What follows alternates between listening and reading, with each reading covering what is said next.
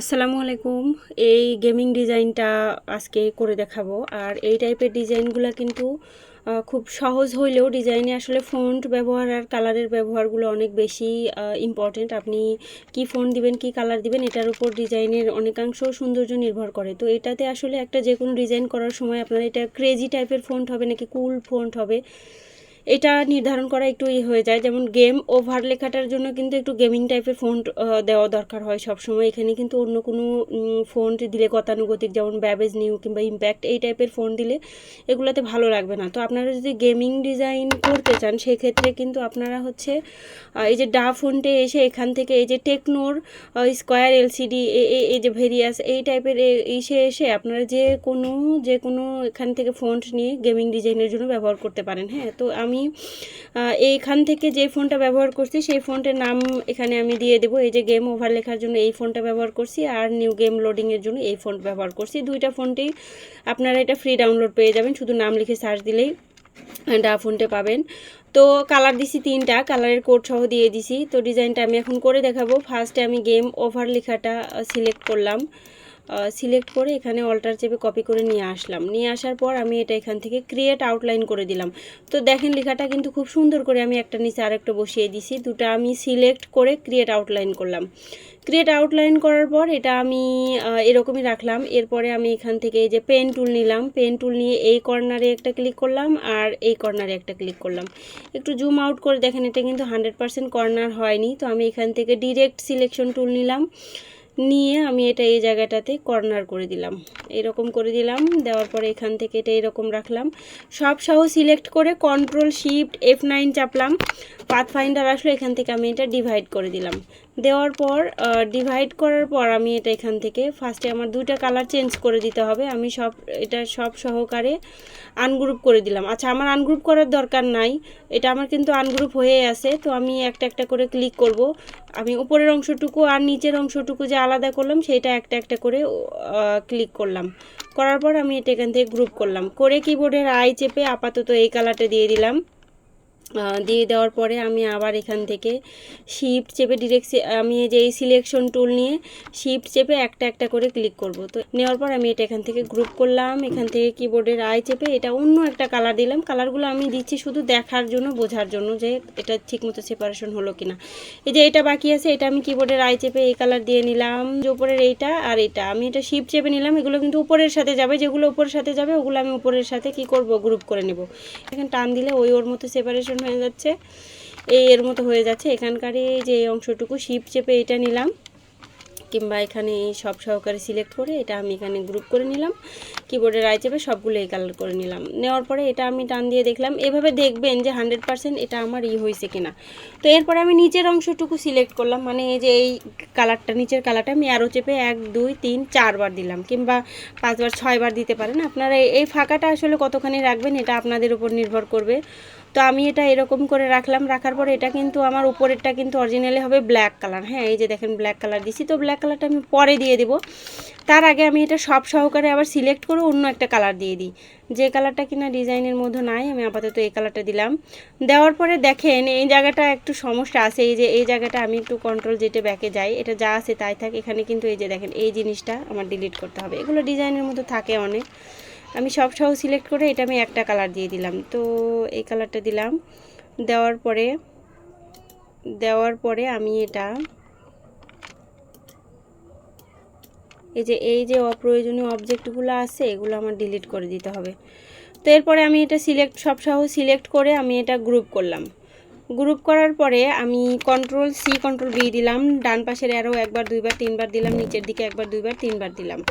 দেওয়ার পরে সেটা আমি এখান থেকে কিবোর্ডের আই চেপে এই যে এই কালারটা দিলাম। দেওয়ার পরে আবার এটা সিলেক্ট থাকা অবস্থায় কন্ট্রোল সি কন্ট্রোল ভি দিলাম। আবার ডান পাশের অ্যারো একবার দুইবার তিনবার দিলাম, নিচের দিকে একবার দুইবার তিনবার দিলাম। সেটা আমি এখান থেকে কিবোর্ডের আই চেপে এই যে এই কালার দিয়ে দিলাম। তো এই কালার দেওয়ার পরে এটা আবার আমি কন্ট্রোল সি কন্ট্রোল ভি দিলাম। ডান পাশের অ্যারো 1 2 3 বার দিলাম, নিচের দিকে 1 2 3 বার দিলাম। দেওয়ার পরে সেইটা আবার লাস্টে আমি এটা কিবোর্ডের আই চেপে ইয়েলো কালার দিয়ে দিলাম। তো এই যে দেখেন মোটামুটি কালার দেওয়া হয়ে গেল। এখন কিন্তু উপরেরটা আমি রেড কালারটা, উপরেরটা আমি কিবোর্ডের আই চেপে ব্ল্যাক কালার করে দিতে পারি, কারণ এখন এটা অতটা বোঝা যাচ্ছে না। তো ব্ল্যাক কালার করে দেওয়ার পরে আবার আমি ব্ল্যাক কালারটা সিলেক্ট করলাম, Ctrl+C Ctrl+F দিলাম। দেওয়ার পর সেটা আবার আমি কিবোর্ডের আই চেপে এই যে এই কালার দিলাম, এই যে এই কালারটা দিলাম। এই কালার দেওয়ার পরে আমি এটা এখান থেকে স্ট্রোক করে দিলাম। তাহলে দেখেন কিন্তু চলে আসলো আমার সেই কালারটা। স্ট্রোকটা 1 পিটি থেকে 2 পিটি রাখতে পারেন। আমি 2 পিটি দিলে বেশি বড় লাগতেছে, আমি এটা 1 পিটি রাখলাম। অবজেক্টে গিয়ে এক্সপান্ড করে দিলাম। হ্যাঁ, স্ট্রোকগুলো অবশ্যই এক্সপান্ড করে দিবেন। এক্সপান্ড করে দিলাম। এরপরে আমি এই যে এখানে যে হাইলাইট কালারটা আছে এই কালারটা দিয়ে দেব, মানে যেই ব্লার আছে ব্লারটা দিয়ে দেব। ব্লার দেওয়ার জন্য আমি এখান থেকে ইয়েলো কালারটা সিলেক্ট করলাম। করার পর এখান থেকে Ctrl+C Ctrl+B দিলাম। Ctrl+B দেওয়ার পর এটা সিলেক্ট থাকা অবস্থায় কিবোর্ডের আই চেপে এই যে এই কালারটা দিয়ে দিলাম। আমি যেহেতু এই কালারের দিছি ওই লাইটিং ইফেক্টটা, এটা দিলাম। দেওয়ার পর আমি এখান থেকে ইফেক্টে গেলাম। ইফেক্টে গিয়ে এখান থেকে আমি ইফেক্টে গিয়ে আমি এখান থেকে ব্লারে যাব, যাওয়ার পর গসিয়ান ব্লারে গেলাম। যাওয়ার পর এটা একটুখানি বাড়াই দিব, এরকম করে দিলাম। তো দেখেন এরকম ইফেক্ট তৈরি হলো। এটা কিন্তু আপনারা কম বেশি করে দিতে পারেন। মোটামুটি আমি এটা 38 রাখলাম, ওকে করে দিলাম। তো ওকে করে দেওয়ার পর দেখেন আমার এই কালারটা কিন্তু এখানে, এই ব্লারটা কিন্তু এখানে চলে আসছে। এরপরে আমি ব্ল্যাক কালারটা সিলেক্ট করলাম। করার পর অবজেক্টে গেলাম, পাথে গেলাম, অফসেট পাথে গেলাম।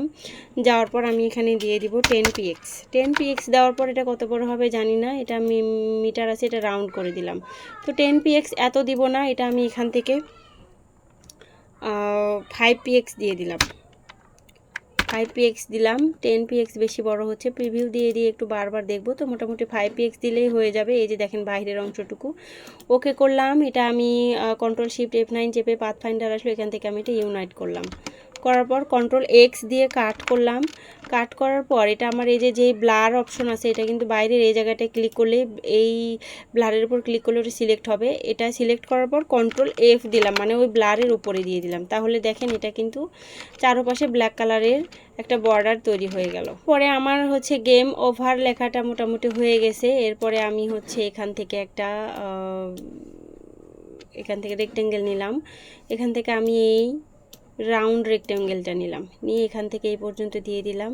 দিয়ে দেওয়ার পরে আমি এটা এখান থেকে কিবোর্ডের আই চেপে এই কালার করে দিলাম। তো এই কালার করে দেওয়ার পর আমি এখান থেকে এই গেম ও নিউ গেম লোডিং লেখাটা লিখে এখান থেকে অল্টার চেপে কপি করে নিয়ে আসলাম। ক্রিয়েট আউটলাইন করে দিলাম। অ্যারেঞ্জে গিয়ে বিং টু ফ্রন্ট করে দিলাম। দেওয়ার পর শিফট অল্টার চেপে ছোট করলাম। এটা আমি আরও ছোট করলাম, আরও ছোট করে এই জায়গাটাতে দিলাম। আরও ছোট করলে করতে পারি, মোটামুটি এরকম রাখলাম। রাখার পর আমি এটা এই জায়গাটাতে দিলাম। দেওয়ার পরে আমি এখান থেকে আমি হচ্ছে লাইন নিলাম। লাইন নিয়ে আমি এটা এই জায়গাটার থেকে পেন টুল নিলাম। এখানে আমি পেন টুল নিয়ে এখান থেকে এখানে দিলাম। দেওয়ার পর এটা আমি এখানে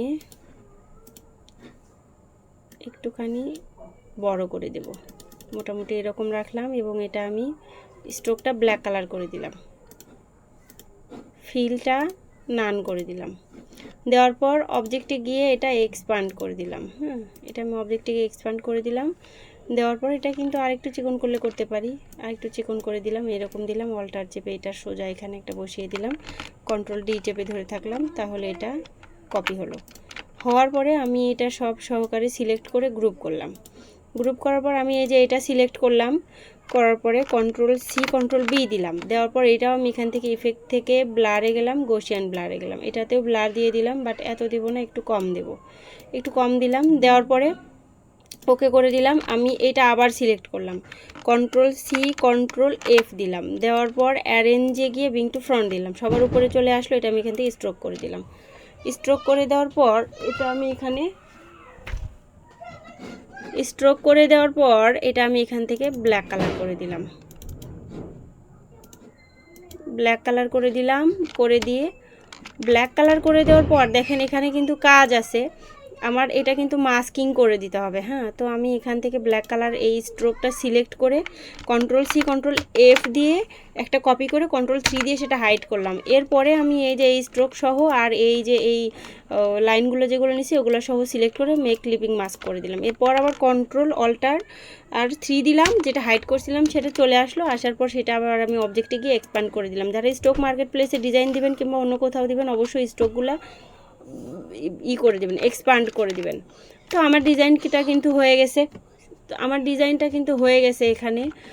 তো আপনারা যারা বুঝেননি কিংবা কোথাও কোনো প্রবলেম হলো তারা আমাকে কমেন্টে জানাবেন। আর প্লিজ